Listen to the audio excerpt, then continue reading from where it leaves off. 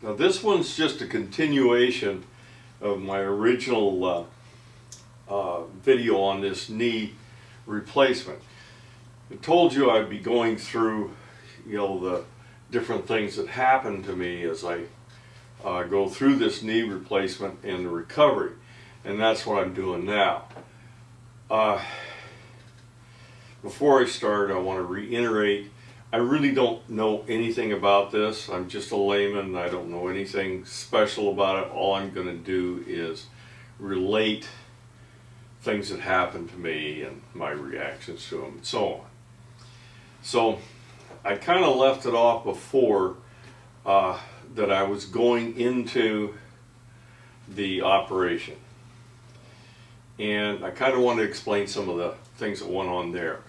When I went into the operation, well, just before that, this was a day surgery.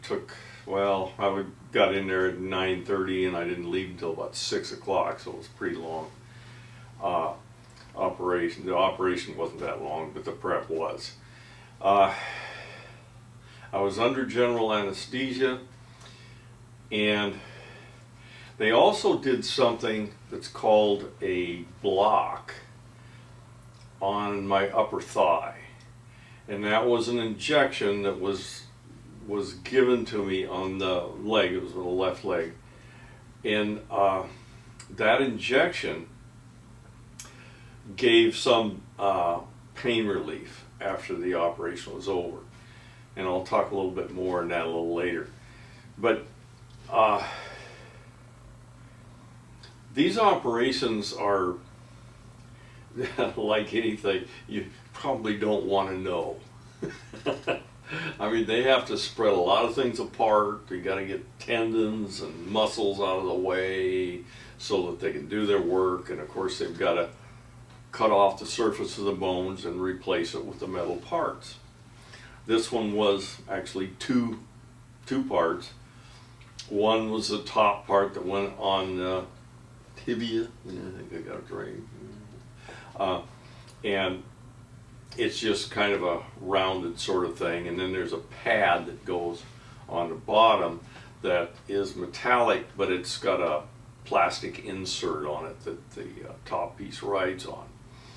Ideally, when you do this operation and it's all done, you could put a weight on it immediately, and I did. They wanted me to walk and move around a little bit when I was done. But anyway, when I came out of the operation, it was completely wrapped up. I couldn't even see it. I'll be showing you some rather ugly pictures during this thing of what all's going on in there. I mean, I didn't have any pictures during the operation, just what it looked like afterwards. And it's a long incision that is, because they've got to get in there to do a lot of stuff. Okay, right after the operation, they asked me, what type of pain medication do you want? You have a choice of OxyContin or hydrocodone. Well, I'd had OxyContin once before, did not like it. It made me fuzzy. I just didn't like the effect. So I said, go ahead and give me the hydrocodone. Now my plan here was, I really wasn't planning on using much in the way of prescription meds to ease this pain if I could get away with it. I've got a pretty high threshold of pain, and I've been able to do assorted different procedures without a lot of pain medication. So I had this thought. But I took the first hydrocodone. I can't say I had a reaction to it, but I was constipated for 4 days off that one pill because I never took another one. I had the driest mouth I ever had. I tried to use a lozenge to get some saliva going in my mouth, and it took a half an hour to dissolve the silly thing. and it made me fuzzy. So I thought, well, I'm probably not going to do that. We'll see, you know, if I can handle the pain. And I have not. I've used 800 milligrams of ibuprofen, which also is in that strength, is a prescription drug.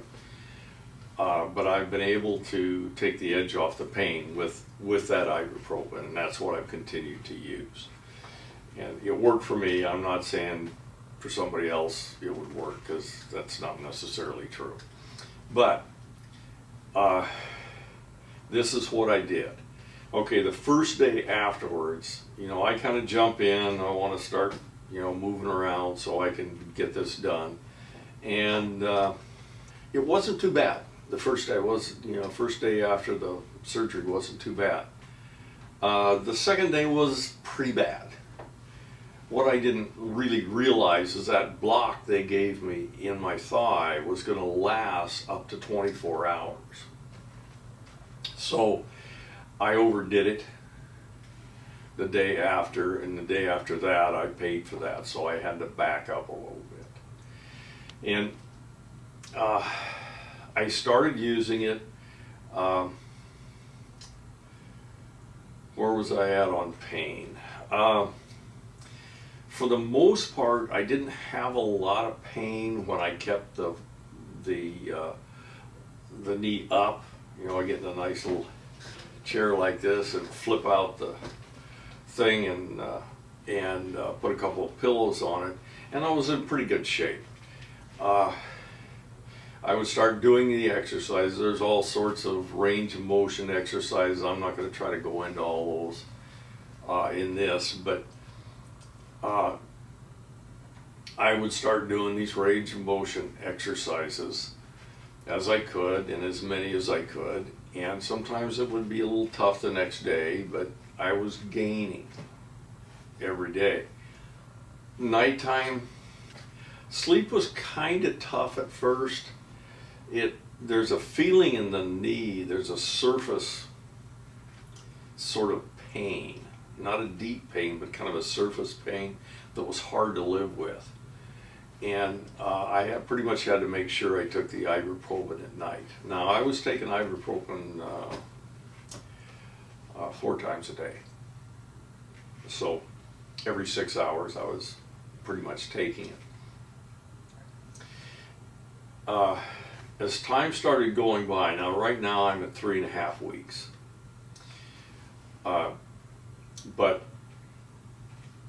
I started as soon as I could. I got into therapy, and we kind of come up with a plan for therapy, for physical therapy. And I started working on that pretty hard. The movement was never really hard, but there were a few things that limited what I could do.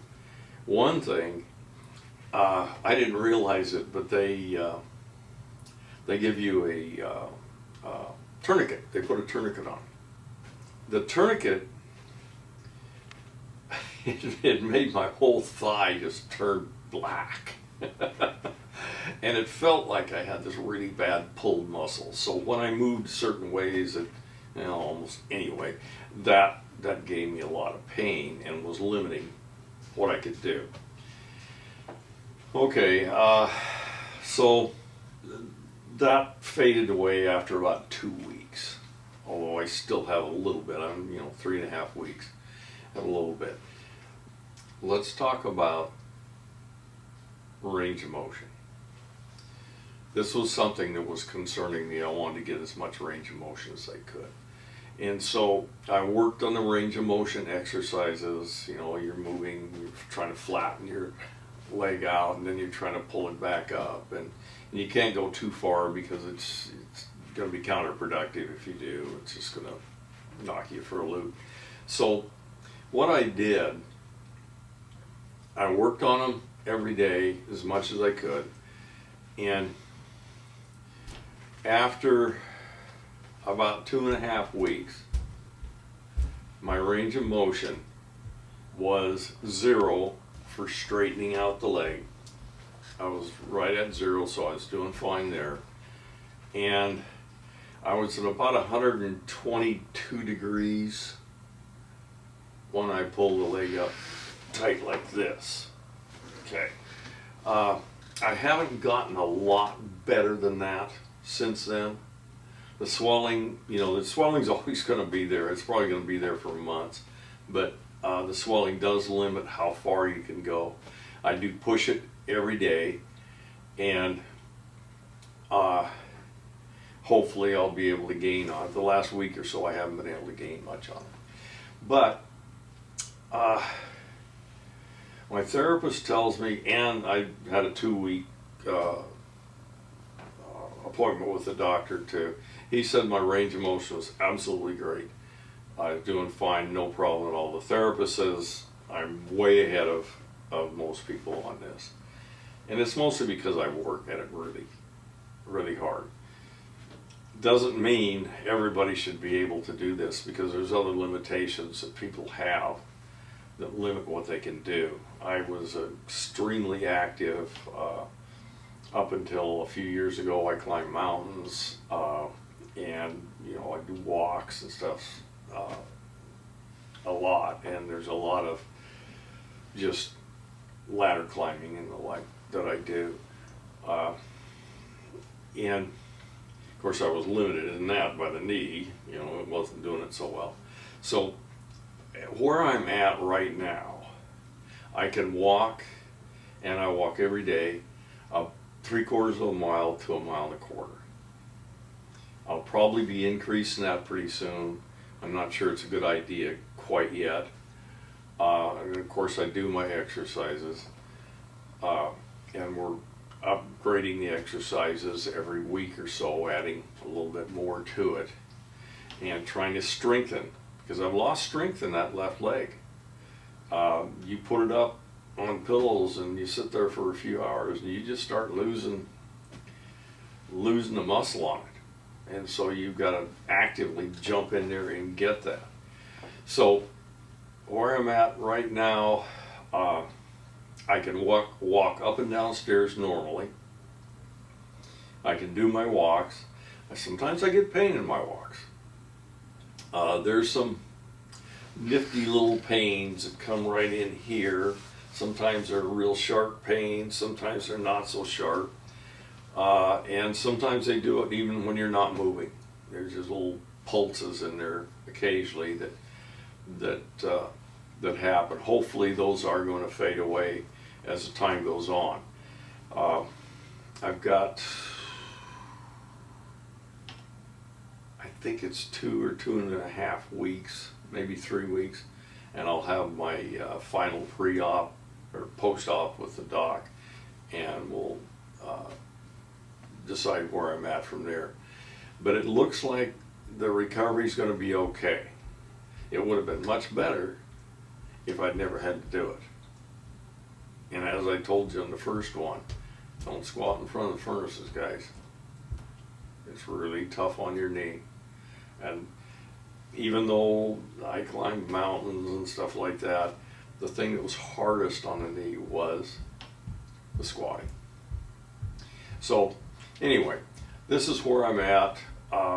I'm real happy about how it's working out, and hoping for complete use of this as soon as I can get it.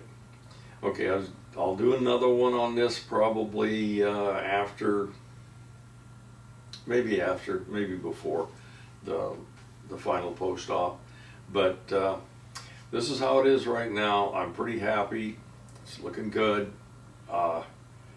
See you in the next one.